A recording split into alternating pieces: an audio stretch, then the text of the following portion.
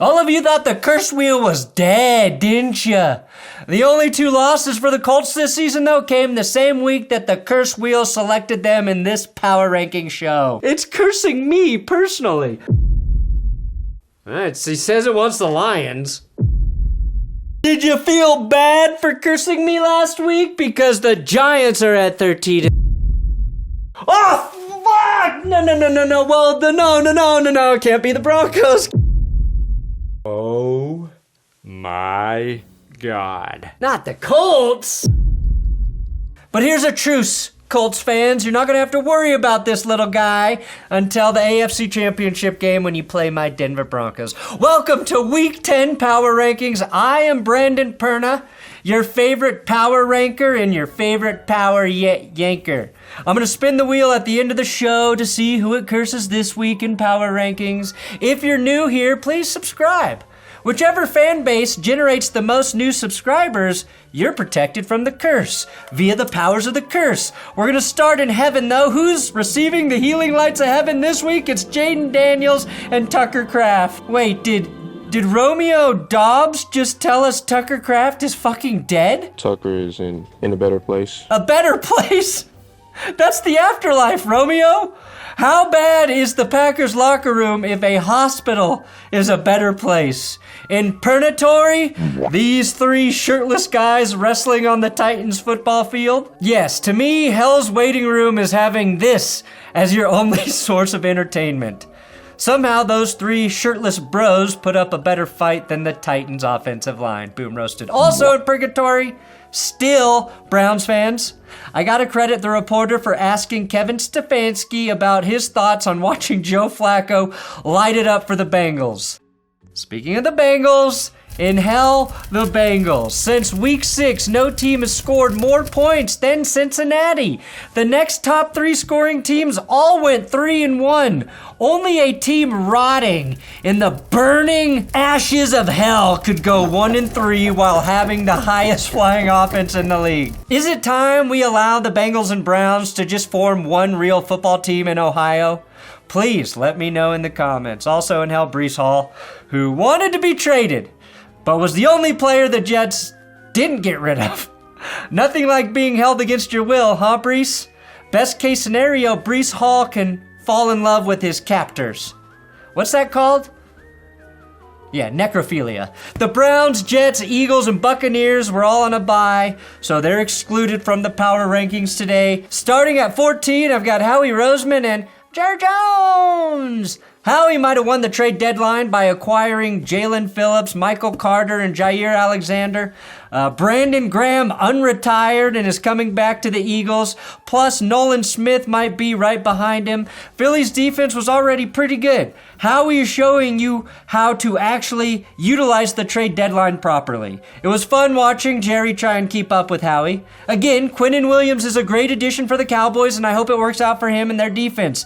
He will help a very bad defense, but their offense scored just 10 against Arizona. Joe Milton fired a garbage time touchdown against Denver in their 24-point effort. To me, it's like as soon as Dallas patches one hole, a new leak springs open, and I really feel like Jerry Jones forced to trade 2 trades because he's trying to not look dumb by getting rid of Micah Parsons, and I don't think that's an effective way to build your roster. So he or Howie can get cursed this week. Number 13, the Panthers. The Panthers might have the quietest winning record in the NFL right now at 5-4, probably because they have the league's most average scoring defense and an offense that's only putting up 19 points per game, just 27th in the league. Say what you will, though, because alongside Bo Nix and Drake May, Bryce Young is the only quarterback who's undefeated since the start of October. Thank you, Andy Dalton. Something Bryce Young doesn't get enough credit for is not taking a ton of sacks. Just 12 so far this season. He had 29 total sacks last year, putting him in the top third of the league. Most importantly, I found the greatest Panthers fan on earth. Carolina Mike, take it away. If I had $150,000, I want you to know exactly what I would do, y'all. Check it out. Spent $150,000 on a football team. Wait a minute, that's not enough to buy a team. If I had $150,000, I'd I'd give it all to you to go to subscribe to Carolina Mike. Spend $150,000 on a tricked out Porsche. Wait, what? Minnesota, it snows too much. Build me a tennis court outside my house, but the HOA is gonna make me tear it down. Number 12, the Bears. What does the Ben Johnson effect look like on paper? The Bears were bottom 5 in scoring offense a year ago, and now through 8 games, they're 6th best in the NFL in that category. Maybe the most underrated upgrade is that Caleb Williams, who took a league-high 68 sacks a year ago, has only gone down 14 times so far this year, which is fewer than 23 other quarterbacks in the NFL right now. It's not always going to be pretty, but this is what developing a quarterback actually looks like, Chicago. It's happening. It's really happening. Oh my God! Okay, it's happening. Stay calm. What's the Everybody procedure, stay calm. everyone? Stay calm. Well, Calm down. Number 11, the Ravens. Are the Ravens the sleeping giants of the NFL, or do we just know that they're going to go on a run and end up in the playoffs? Are the Giants the sleeping Ravens? Their defense, the Ravens, was grade A certified ass through 5 weeks.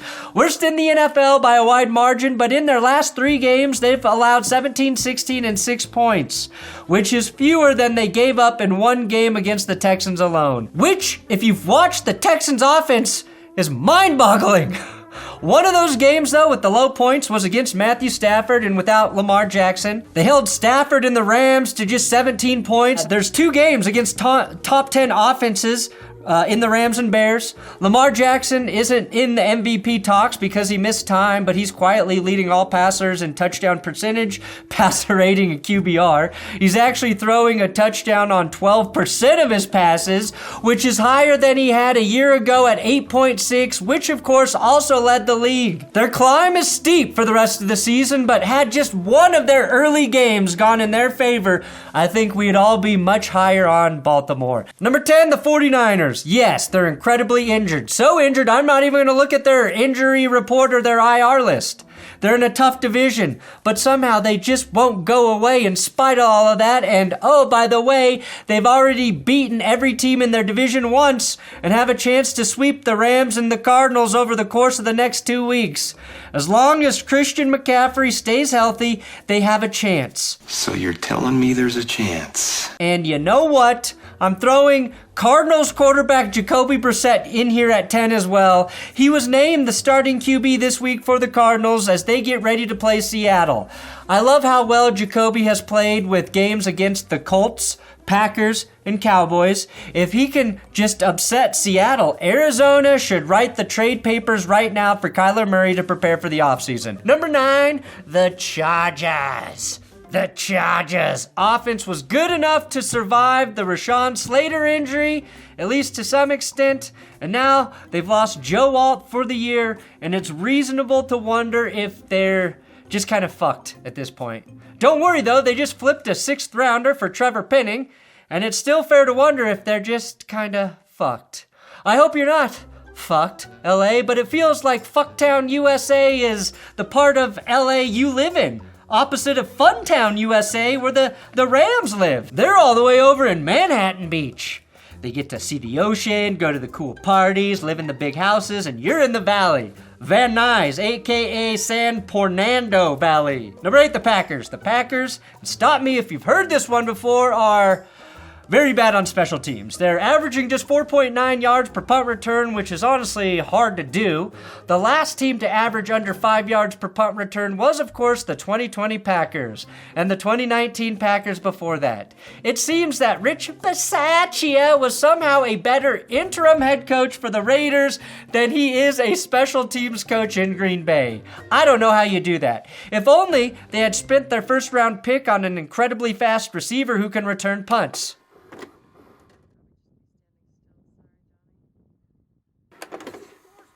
Today's episode is sponsored by Element, and no, I'm not gonna curse Element. I love them. I respect them too much. Element is a zero-sugar electrolyte drink mix and sparkling water aimed at helping you stay hydrated and hitting optimal sodium levels. Element has 4 flavors of their sparkling electrolyte water: pineapple, black cherry, lemonade, and orange salt. Black cherry is my favorite for the sparkling. I drink all of them, which is why I'm holding a lemonade salt right now. Send me some more black cherry, Element. The way my football team has been playing in the fourth quarter, I've been downing a packet of Element after the game because I'm pretty sure I'm sweating more than the players right now in the fourth quarter. If you're sweating, specifically from stress, you're losing salt and electrolytes. Element puts those back in you. What they got to get it, put it in you. And I can say that, right? If you're very active, these might be a good ad for your fitness routine. Each pack has a perfect dose of electrolytes free of sugar, artificial colors, all the stuff you don't want to consume. Element is now giving anyone who uses my link below, a new sample pack that features 2 packs of their most popular flavors. That's 4 flavors, 8 total samples for you to try. And it's for new or existing customers when you just use my link and make a purchase at Element. Element also said it was cool if you pretended this cool dude on their product shot skateboarding. This dude shredding in the San Fernando Valley is actually me. Guys, pretend I'm still rad. Element said it's okay. Number 7, the Steelers. How did the Steelers rebound after getting shredded by the Packers to holding the top offense in the NFL to 20 points and forcing 6 turnovers in the process? How? I don't know. It's never just one thing, but moving Jalen Ramsey to free safety sure looked like it made a big difference, and according to Mike Tomlin, he's going to stay there moving forward. Congrats, Jalen. That means you're officially old for a corner and no longer possess elite speed. But playing safety is going to be a lot more fun. Coming in at the infamous 666, the most devil magic illustrated this week was unequivocally by J.J. McCarthy.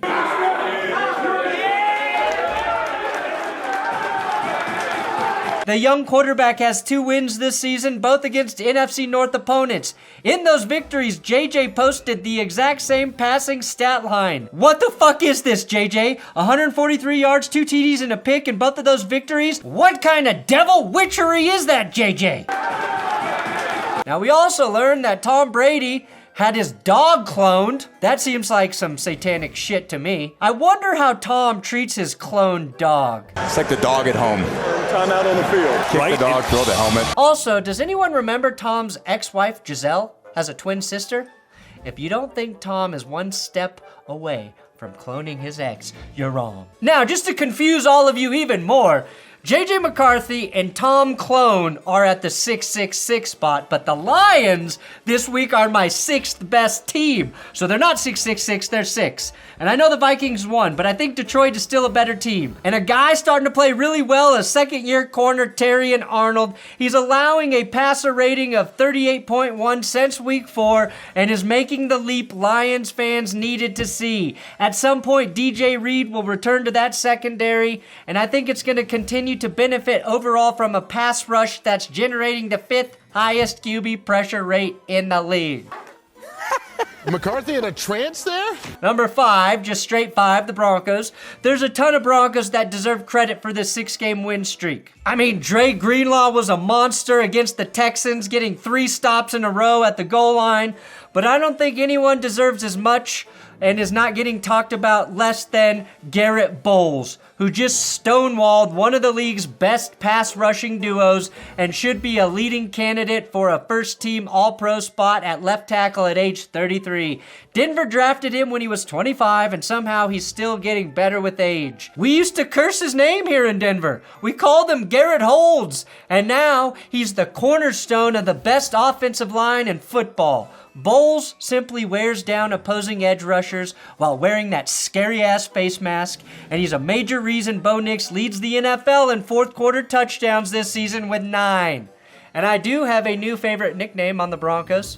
It's for another underrated player on the roster, linebacker Justin Stranad. His nickname, Garbage. My brother, uncle, they were actually both just at this last game. We were talking about it. They used to call me Garbage, just to really pick on me. No matter what, even if I was playing well, I was called Garbage, and you know, kind of just they used that to motivate me as I was growing up, and it's kind of stuck my whole life. They called me Garbage to motivate me? Justin, do you want me to beat up your brother and your uncle?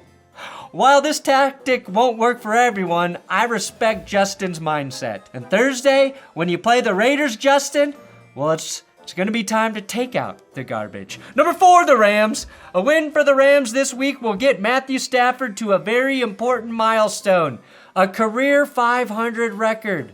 It's kind of mind-blowing, but a Super Bowl champion, a current MVP candidate who's destined for the Hall of Fame, has a losing record in his career at this very moment. That's a very pre-Dan Campbell Lions stat. Hell, it's a Matt Patricia stat, if I've ever heard one. Sam Darnold just got over 500 for his career as well last week before Stafford got a chance to even out his record. Every passer with more yards than Stafford this season has played in more games than him, and his 21 touchdown to 2-pick ratio is easily the best of his career. He has more passing touchdowns right now at 21 than he did in all of 2024. Coming in at 3.5, the Colts. In a sign of good faith, Indy, I'm ensuring the wheel cannot hand you a third loss this season. I think you made the single most impactful trade this week, and Sauce Gardner will allow Lou Anarumo to play more man coverage on defense. Don't let the haters fool you either, okay? Sauce is still a top 10 corner in the league, and this is a move to pursue a championship. Number 3, the Bills. Buffalo is the team who should have found a way to trade for Quinnen Williams, in my opinion. Michael Hoyt was dominating the Chiefs, and then he tore his Achilles.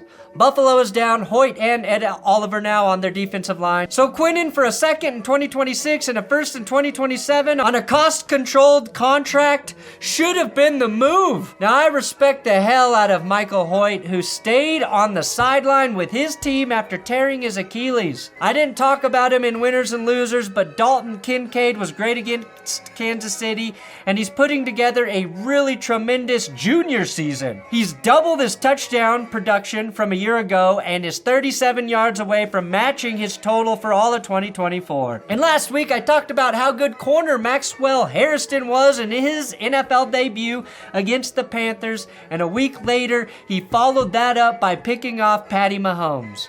I'm thinking this might have been a really good pick for the Bills, and it's paying dividends immediately, which never happens with their draft picks. I mean, kind of immediately. They had to wait, 7 or 8 weeks to get him on the field. But you know what I'm saying. Number 2, the Patriots. No moves for the Pats after there was speculation that they could add a top-tier receiver to their already high-flying offense. But the only receivers that did change teams at the deadline were former Patriot Jacoby Myers and Rashid Shaheed to Seattle. I don't think the Dolphins were going to hand them Jalen Waddle.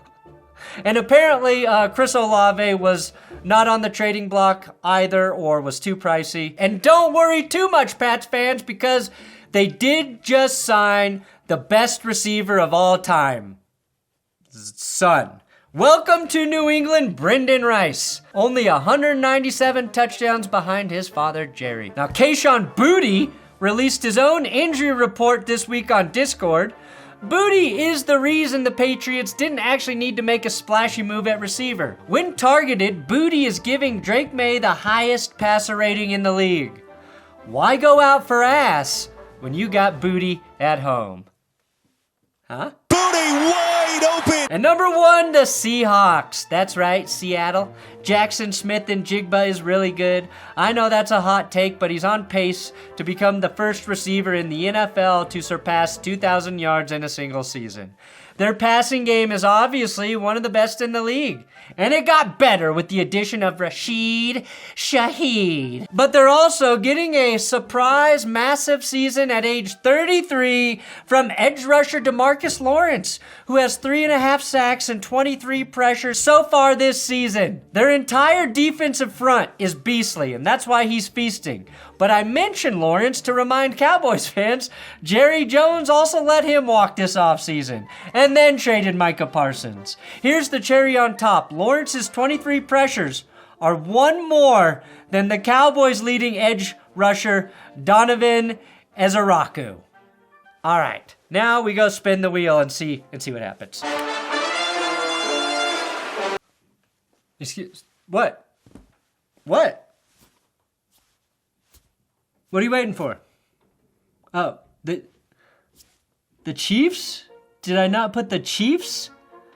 The Chiefs in power rankings? The team that's Not even in the playoffs right now? If the playoffs were to start, who? I feel bad for you. I don't think about you at all. That's right. I don't think about you at all. Especially when you're going and fucking yourself, Kansas City. And don't forget, all your cursed shirts are available at benchwarmershop.com. Can't have a cursed wheel without cursed shirts.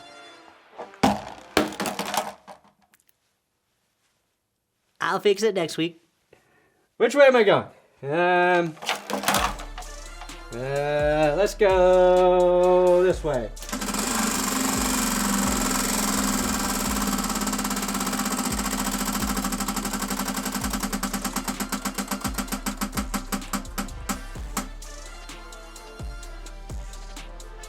Lucky 7. Who did I put it? Ooh, is it the Steelers? Did I put the Steelers ahead of the Packers? Because I had the Packers and Steelers flip-flop, and then I flip-flopped them. I think it's the Steelers. Oh, and we got a game between the Steelers and the Chargers this week. That's a tough call for the curse wheel, but she's spoken. Thanks for watching That's Good Sports. Please subscribe here on YouTube. You gotta subscribe on YouTube, or YouTube will... They'll start cutting off my digits, one at a time. That's what they said. I don't make the rules. I just abide by them.